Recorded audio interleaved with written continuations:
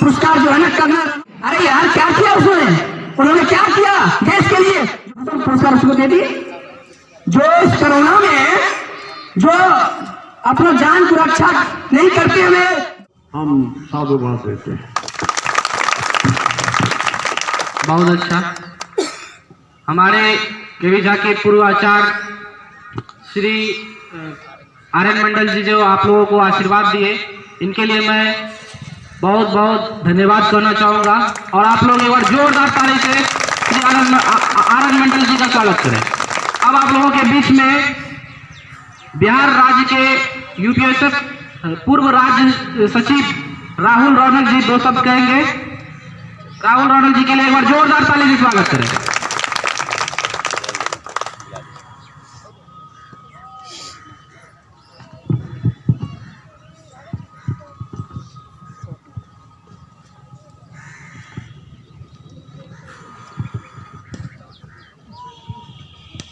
उपस्थित मंच पर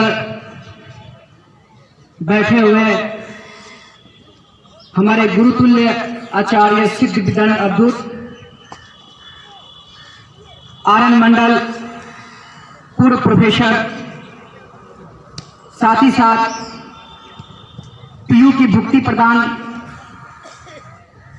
एवं पूर्व नेशनल सेक्रेटरी रवि रश्मि जी, साथ में बैठे मैथ्स एकेडमी के अजीत सर और एडवोकेट और तमाम भाइयों बहनों युवा साथियों को मेरा नमस्कार। आज मुझे बहुत खुशी हो रही है कि हम यूपीएसएफ के बैनर तले आप सभी के बीच बातें रख रहे हैं और मुझे बहुत हर्षोल्लास हो रही है कि यह प्रथम बार जो कटिहार में ये आयोजना किया गया है, ये आयोजन किया गया है यूपीएसएफ के बैनर तले। मैं यहाँ पर बैठे सभी को धन्यवाद देना चाहता हूँ कि आप लोग इतने समय को देखते हुए इतने बहुमूल्य समय यहाँ पर दिए हैं। सभी को मेरा तहे दिल से धन्यवाद। साथियों, कहते हैं नफरत बुरी है ना पालो इसे, नफरत बुरी है ना पालो इसे, दिलों में ख्वाहिश है निकालो इसे। ना तेरा ना मेरा, ना तेरा ना मेरा, ना इसका ना उसका, ये सबका वतन है संभालो इसे। साथियों, आज आप लोग जो आए हैं यहाँ पर कुछ पाने के लिए आए हैं ना, सिर्फ भाषण लंबे चौड़े भाषण सुनने के तो नहीं आए ना। हमारा यूपीएसएफ यूनिवर्सल प्राउटिस्ट स्टूडेंट फेडरेशन अर्थात विश्व स्तरीय छात्र संगठन जो कि पूरा विश्व में विख्यात है, और आज इस कटिहार में जो आयोजित किया गया है, मैं सभी को ये बताना चाहूंगा कि पूरा विश्व में ऐसा छात्र संगठन आप लोग आज तक नहीं देखा होगा जो कि यूपीएसएफ है। मैं इसलिए कहता हूं कि यूपीएसएफ ना कोई राजनीतिक पार्टी का है ना उसको बढ़ावा देता है, बल्कि खुद अपने उद्देश्य को आगे ले जाने का काम करता है यूपीएसएफ हमारा। आज इस मौके पर उपस्थित जितने सारे युवा हैं सभी इच्छुक हैं कि कुछ न कुछ नया लेके जाएं। मैं बताना चाहूंगा छात्र संगठन के बारे में। आज छात्र सम्मेलन है। हमारा छात्र संगठन पिछले कई सालों से युवाओं की समस्या का समाधान करते आ रहा है, और आज आप लोगों के बीच फिर इस समस्या को देखते हुए कि विद्यार्थियों में क्या समस्या है, उनकी बातों को मानते हुए आज फिर यह यूपीएसएफ आप लोगों के बीच आया है, इसलिए कि विद्यार्थियों की समस्या का समाधान हो। देश में बेरोजगारी की जो संख्या वो बढ़ती जा रही है, और मैं आप लोगों को बताना चाहूंगा कि बेरोजगारी बढ़ेगी तो देश कभी विकास नहीं करेगा। बेरोजगारी बढ़ेगी तो देश कभी विकास नहीं करेगा, क्योंकि बेरोजगार भारत कभी भी विकास नहीं कर सकता है। अभी सारे युवा रोजगार मांग रहा है, मुझे रोजगार दो, मुझे रोजगार दो, और ये भीख में नहीं, उनका अधिकार है। उनका अधिकार है कि हम अपनी हक की लड़ाई लड़के पढ़ाई करके हम अपना रोजगार करें। ऐसा नहीं कि पीएचडी कर लिए, बीएड कर लिए, एमए बीए कर लिए और सरकार उसे क्या दे रही है, एक झंडे, ये मेरा संगठन झंडा है, तुम लोग, तुमको 2000 रुपया आज पूरे दिन का दिए, खाना पीना फ्री, ये दे रहा है। और जानते हैं बहुत सारे स्टूडेंट इसी के चपेट में आता जा रहा है। आप लोग को बता के ताज्जुब हो रहा मुझे कि बहुत सारे ऐसे हैं जो पार्टी पॉलिटिक्स के अंतर्गत काम करते हैं और 1000-2 रुपया दे करके प्रतिदिन उसको अपने अंदर में करते हैं। अगर उसको बोलिएगा भाई क्या कर रहे हो, अरे भाई मुझे पैसा दिया है तो मैं काम कर रहा हूं, लेकिन उसको ये पता नहीं है कि ये पैसा तुमको दे नहीं रहा है, ये तुमको भीख दे रहा है, तुमको नुभाया जा रहा है और तुमको आकर्षित कर रहा है अपनी ओर और राजनीति को बढ़ावा दे रहा है। कोई ऐसा पार्टी पॉलिटिक्स नहीं है जो युवाओं को चाहता है कि उनको कोई रोजगार दे दे, सिर्फ झंडा देते हैं। दोस्तों, आज वो दिन आ गया है, कुर्बान हुए उन वीर सपूत जिन्होंने देश की कुर्बान दे दी, देश की आजादी के लिए कुर्बानी दे दी। खुदीराम बोस, नाम तो सुने होंगे आप लोग। 18 वर्ष की आयु में उन्होंने फांसी के तख्ते पे हंसते हुए अपना जान दे दिया। 18 वर्ष की आयु में। हम लोग पहले गोरे अंग्रेजों के खिलाफ लड़ाई लड़ते थे, आज हम लोग के ही देश में काले गोरे हैं, लेकिन हम लोग लड़ाई नहीं लड़ रहे हैं, हम लोग के पास क्षमता नहीं है। एक बात मुझे कोई प्रश्न कर दिया कि अरे भाई अगर हम आवाज उठाते हैं तो हमारी आवाज को जो है दाब दिया जाता है, ऐसा क्यों? और अगर आवाज उठाते हैं तो हमें कुछ गुंडों के द्वारा मरवा दिया जाता है। अरे आप तो आवाज तो उठाओ, आप सही उद्देश्य को लेकर आगे बढ़ो, जन जन आपका साथ देगा, सब युवा आपका साथ देगा। आपको समाज को और उस देश को आगे ले जाना है, ना कि अपने स्वार्थ के लिए आगे जाना है।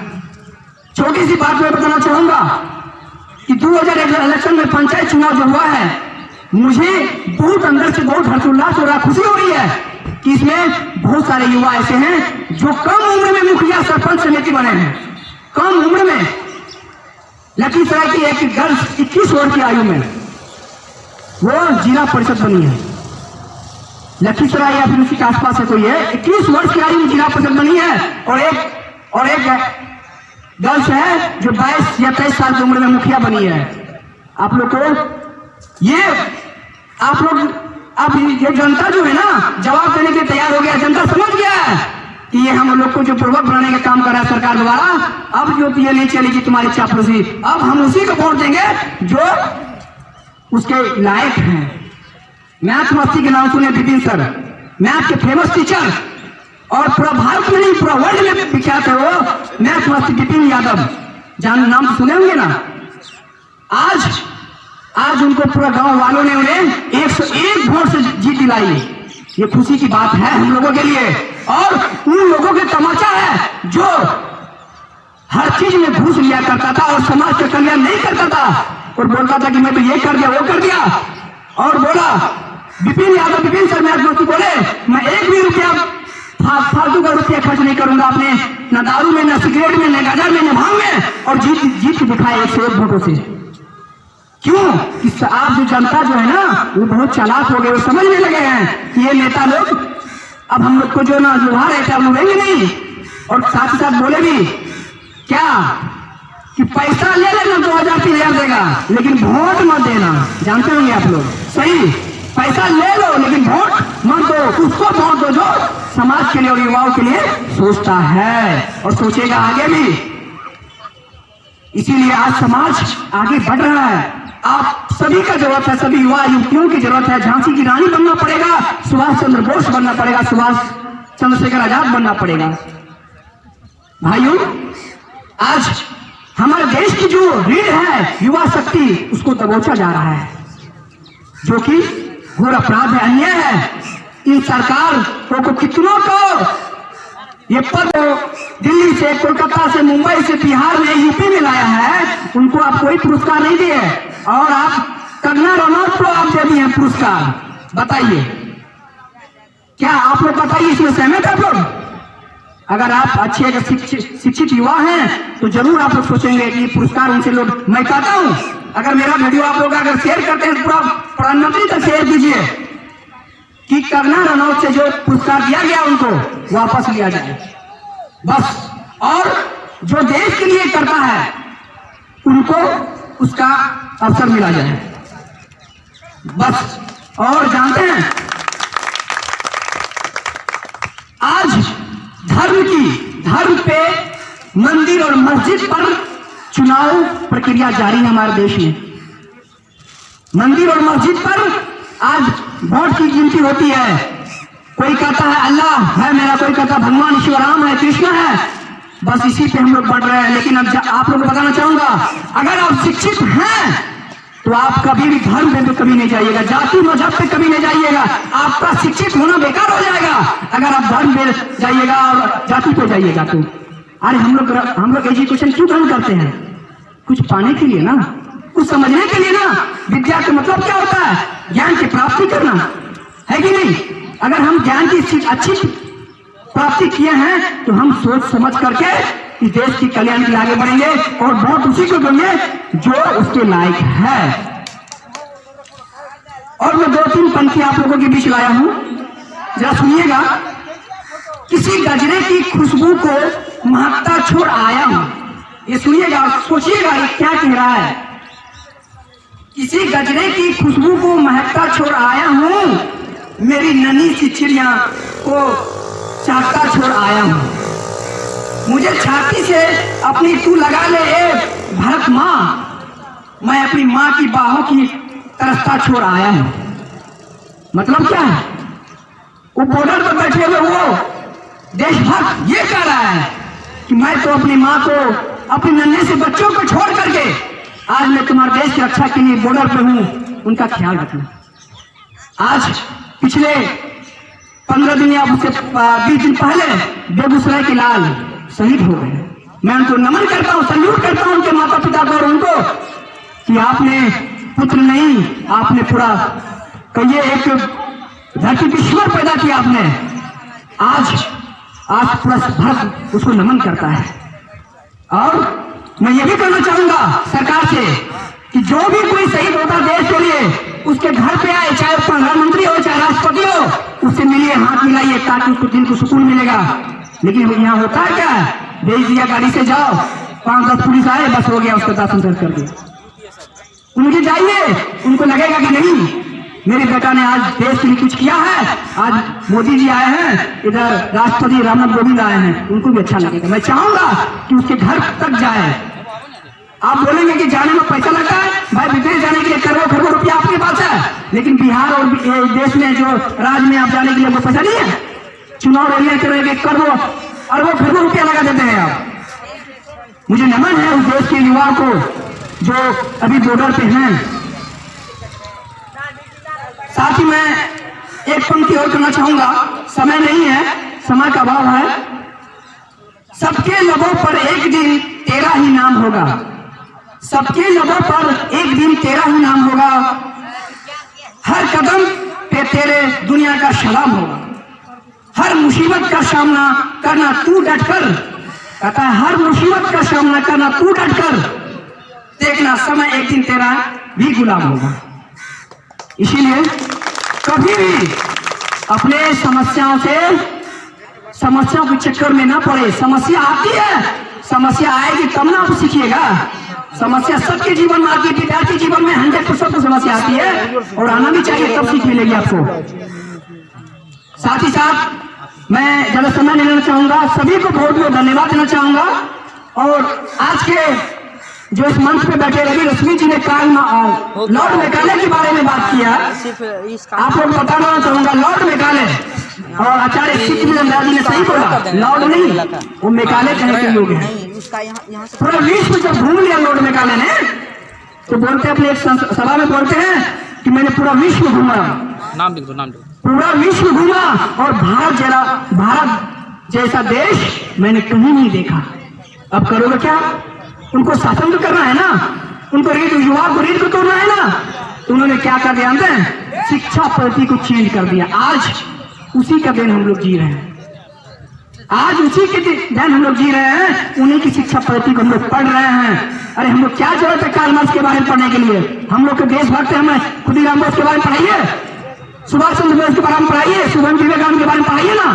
क्यों पढ़ेंगे किसी लॉर्ड मेघालय के बारे में, कार्ल मार्क्स के बारे में, बाबर के बारे में?